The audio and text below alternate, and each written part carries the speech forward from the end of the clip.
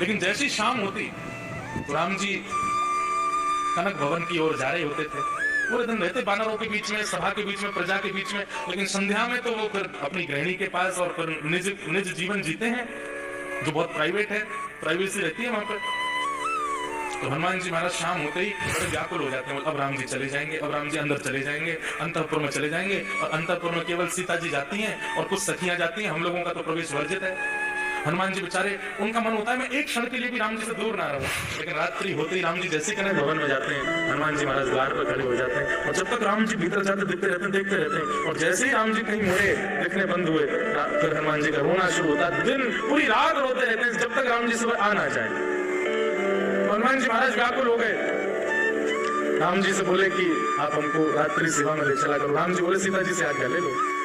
सीता जी से खूब प्रार्थना की, सीता बोले नहीं नहीं, रात में वहां सब सखियां होती हैं और वो अंतःपुर है, कहीं राम जी को अकेला छोड़ो, पूरे दिन तुम संगी लगे रहते हो। हनुमान जी इतना रोए इतना रोए। अब हनुमान जी रो रहे हैं, देखना प्रकट हो गया आज हनुमान जी, आप आज्ञा करो क्या करना है। तो हनुमान जी बोले मेरा दुर्भाग्य है कि मैं हनुमान हूँ, मुझे सहचरी बना दो, मुझे कोई सखी बना दो, मैं भी कोई नथनी पहन करके, चुनरी ओढ़ करके कोई कन्या बन जाऊं और मुझे राम जी के अंतःपुर में जाने का अवसर मिले। और ये तो सब देवी देवता आज जोड़ खड़े रहे, बोले कि ये हम कैसे कर सकते हैं, और हमको दंड और लगेगा कि हनुमान जी को चोरी बना है।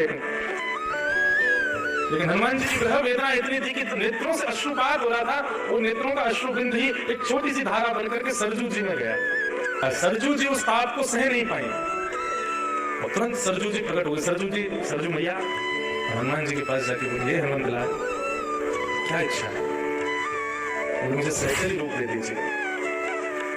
तो हनुमान सरजू मैया बोली सहचरी रूप देने में क्या करोगे? बोले पूरे दिन तो हनुमान बनकर के राम जी के साथ रहूंगा, रात में सहचरी बनकर के निज कक्ष में जाऊंगा। तब सरजू मैया बोली मैं सीता जी से प्रार्थना करती हूँ। सरजू मैया गई और हनुमान जी का विरह अश्रु था हाथ में लेकर के गई। वो ऐसे तप रहा था जैसे कुछ सिक्के को जला देते हैं ना तो वो लिक्विड फॉर्म हो जाता, लाल लाल हो जाए, ऐसे वो अश्रुबिंद तप रहा था। सरजू मैया ने जाकर के सीता जी को, सीता जी बोले अरे ये क्या है? बोले हनुमान जी का अश्रुबिंद है, वो इतना तड़प रहे हैं अंतःपुर की सेवा पाने के लिए, आप कृपा कर। तो सीता जी बोली इतनी व्याकुलता है, मैं अंतःपुर की सेवा इसलिए नहीं देती कहीं यहाँ पर राम जी के प्रभुत्व को ना देख करके, उनके राजा वेश को ना देख करके, उनके सहज भाव को देख के किसी के चित्त में दोष ना आ जाए। लेकिन हनुमान जी तो पूर्ण युग हैं, जाओ उनको कह दो आज से संध्या होते ही वो चंपक लता सखी के रूप में आएंगे और अंतःपुर की सेवा करेंगे।